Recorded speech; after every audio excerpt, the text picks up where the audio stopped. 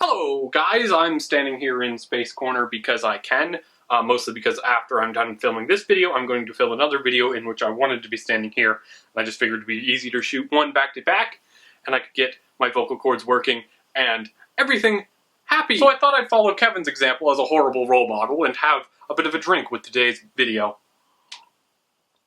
Fun fact, I currently live in America, New Hampshire in fact, and I'm only 19 years old, which means it would be illegal for me to drink wine. Luckily this wine is rather young, in that it hasn't fermented at all and has no alcohol. You might call it grape juice, but well, think of it as wine. Actually, speaking of New Hampshire is a border state in that it touches Canada. It's very easy for me to get to Canada. The closest town in Canada is about 3 hours away. I was actually thinking about driving up there and getting actual alcohol and making a video somewhere in the middle of Canada, but then my friend was too busy and we couldn't leave, so I decided against it and decided I'd just have this young wine. Okay, so first up, I have actually read To Kill a Mockingbird. I have read it 3 times. Once because I had to, once because I really liked it and I wanted to read it again, and then I wound up having to read it again a 3rd time. Also, I haven't quite decided on what format I want to make these videos in the long, rambly type thing like Kevin had done, or in a quicker, more fast-paced, jump-cutty type thing like is more traditional and what I like to do on my channel and that type of stuff. Maybe a happy medium, I don't know. I was a little upset when I saw the lengths of Kevin's video because it was longer than any other video that was made, and he had done that previously, and then I went longer than his video, and I'm just afraid that this video will wind up being like 8 years long or something like that. Probably not helped by that minute of me just talking about how this video might be too long. Oh well. Right, anyway, we're moving away from movies and talking about personalities and labels and stuff. I have at least one personality. I might actually have 2.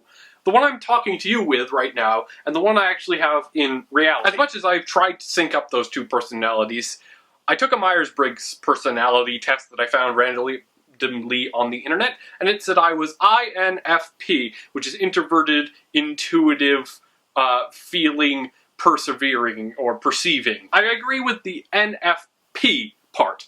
It's the I that I have a little bit of trouble with, because right now I do not feel like an I or an introvert. What I feel like I'm doing right now is something that is completely and totally extroverted. I'm putting everything out there into existence.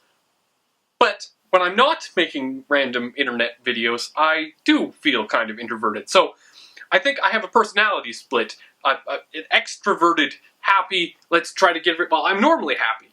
Don't get that wrong. I try to be a very positive person, which is why I think that a lot of the feeling and F on the INFP part is correct. But I try to be loud and express myself, because if I didn't, then the video would be rather boring. And even in the rest of my life, I do feel that I have a little bit of a walking the line type thing between introverted and extroverted. I tried to take that quiz as much as possible, or accurately as possible, and it was not very certain I was introverted. It had a very low percentage of confidence in that one number. It depends on the situation, really. I do a lot better in smaller groups. You know, 1, 2, 3 other people. In a small group, I can be extroverted, or where I feel validated. So if I'm asked to give a presentation to a whole bunch of people, yeah, throw me up there, give me validation, give me, you know, like, make people have to listen to me, I'm great. Where I kind of break down is where there's large groups of people, or more specifically, where there's someone else who's more authoritative and saying, you know, I'm going to talk, we should do it this way, we should do it that way. Unless I see something clearly wrong with their methodology, even if it's not necessarily perfectly optimal, or at least optimal to me, I'll probably just go with the flow. Don't need to cause any issues, I'll just lay back and, you know, try to make everything just work out. So that's personality. As for labels, I mean, I've never really been given a label, and I don't necessarily, actually, that's not true. I used to be called the bald hippie, because I used to have a really close haircut. It was just a buzz cut, just a little, like, half an inch of hair or something all over my head, so I was always called, like, bald, which didn't bother me at all. And then hippie because technology and environment, it wasn't really necessarily all, I mean, I liked technology back then. I'm not sure why I was called a hippie, but I became known as the Bippy because it was bald hippie. I don't really know, I don't really remember why, it never bothered me. It wasn't something that, you know, it was a shadow over my entire existence. But I don't really have any labels that I identify with. I certainly don't identify with Bippy. Oh no, should I really be telling you that? I'm kind of regretting my decision to tell you that, but I've already recorded it, so I'm just going to assume that I will leave it in editing. I hope that doesn't come back to bite me. There is one label that I'm kind of a little bit worried about, and I'm hoping I'm not, and I've never actually been called it, except, well, I think like once, a long time ago. That is self-centered, and the reasoning behind that is that I'm a strong believer in whether you believe you can or you believe you can't, you're correct. The logic from that phrase then dictates that I have to believe in everything I do if I actually want to succeed, and that makes a lot of sense. So that then in everything I do, I have to fundamentally believe that I'm correct in it, and I'm afraid it's leading to an overinflated sense of self-worth. I was also a huge fan of Mr. Rogers, and I really do think he's one of the most amazing people ever. I just don't think he helped with my particular problem of self-worth with a lot of his messages. So I find myself on some occasions being a little bit too self-centered and a little bit too much of an egotistical person. Not necessarily labels that I apply to myself in everyday life. It's just something I try to watch out for, and I might be very bad at doing. I mean, honestly, I have the audacity to assume that people want to watch me do pretty much boring everyday life stuff with some sort of trying to introduce mental contemplation stuff every single day on my YouTube channel. But I saw other people had done it successfully, so I said, why not me? I bet I can do it, and it has worked out pretty well so far. I don't know, maybe that's better classified as a label I'm afraid of. I just thought of another label. I have been called annoying. That's probably the most used derogatory label that I have ever been called.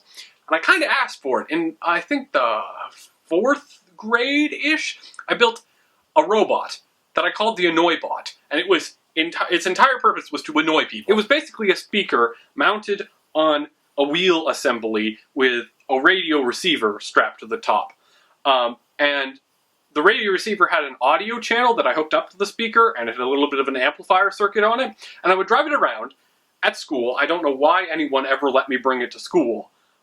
They only let me use it at recess. And I would just drive it around, and I would, like, it had, like, the audio channel had, like, had an audio input, and it had, like, pre-programmed, very annoying noises. I don't know why they programmed it. They were just like robotic noises. They're like beep, bloop, bloop, bloop, bloop, bloop, stuff like that. And I had a CD player that I hooked into that audio return channel as well through the line in.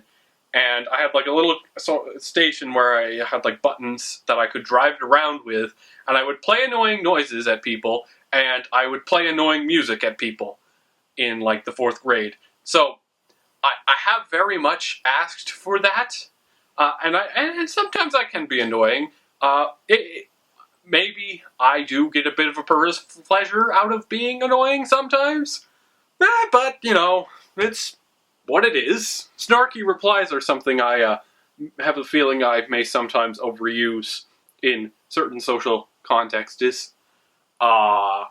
Maybe even possibly the Skype chat from time to time, but yeah, that's up to the other people to reply about. And what I mean by that is purposely misinterpreting what other people say. So if they say, save the date, I will think, oh, okay, I'll go and save that tree over there, the date tree. Get it? Yeah. Stuff like that. So I don't know, maybe I'm annoying, maybe I'm self-centered, maybe I'm introverted, maybe I'm extroverted, maybe I'm some combination of all of the above and everything else. What I do know for certain is that I think, therefore I am, and I am what I am, so therefore I think. I don't really know what the point of that sentence was. I think I'm going to keep it in because I want to and because I don't know. So, what I do know is that I will see you guys next Monday. Have a good week.